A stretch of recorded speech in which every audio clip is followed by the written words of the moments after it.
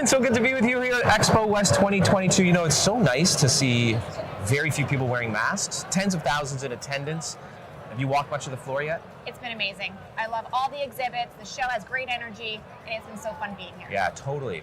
You know, this is a topical, we need energy when we're walking this show. I mean, it's a 500,000 square foot footprint, right? And what a lot of folks don't really talk much about anymore, although they should, it should be top of mind, is iron. Yes. Congratulations as CEO on Kids Star Nutrients. I love it. Thank you. You, like me, are a stickler, as your mom, Yes. Lorna Vanderheaghe, good friend of mine, a stickler for ingredients. It's not just the brand. Your brand's amazing, and brand notoriety, but it's what is inside the bottle, the intel inside, as we like to refer to it as. So first of all, tell us about the importance of iron. As we know this to be obviously, a lot of women who are menstrual, have heavy periods and so forth, they lose iron. That's kind of a known thing. It's known that anemia, iron deficiency anemia, is the most prevalent form of anemia. But where you're bringing the news is with children, obviously through Kids Star. So the importance of iron in children, tell us about that first. All right, so that it's extremely important because it actually can start before the woman's even pregnant. So if you're iron deficient at that point, then you get pregnant, and then through the pregnancy, you're not able to get back up to the levels you need to get up to. And then you have a child who's born with iron deficiency. And if you aren't giving them enough iron at that point, then the long-term effects are really seen. And you have to really get that iron up fast. So it's crucial what you're saying here. The message is really important for folks to learn. It starts in utero. Yes. And these children who are, developing in a womb to the mother who themselves are often low in iron during pregnancy, we're talking about birth defects, we're talking about cognitive issues, we're talking about low weight, we're talking about a whole host of other things. And so where is it that we're finding this prevalence? Like what is it that folks need to know to check themselves, and what are people to do? So when you're pregnant, you should be getting followed, making sure your iron's good at the beginning, middle, and end, and after you've had the baby. If you have complications or you have any bleeding disorders, you should also be getting checked. And then afterwards, you need to make sure that your child, if they're exhibiting any signs and symptoms, that you're getting checked right away.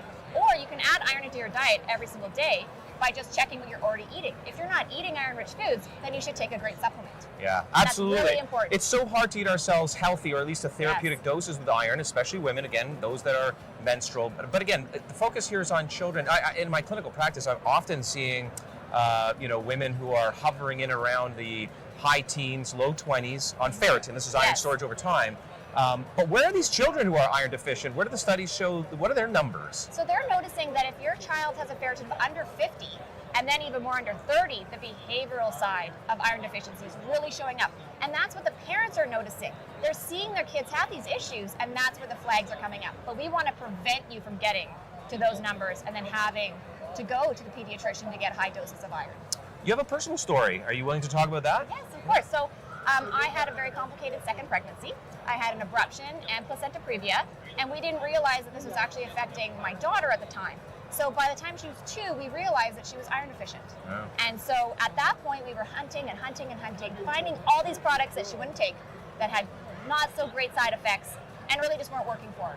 So that was really the whole reason for Kids Star Nutrients. We realized that there were other parents out there looking for great quality products that work their kids would actually take. Right. Yeah. So important. Compliance. Yes. I mean, if you're not going to take, what's the point? It sits on the shelf. Okay, so let's actually get right into that. The ingredient, the intel inside. Yes. What did you choose? Why is it important? How did you formulate with it? What does it do? What does it not do?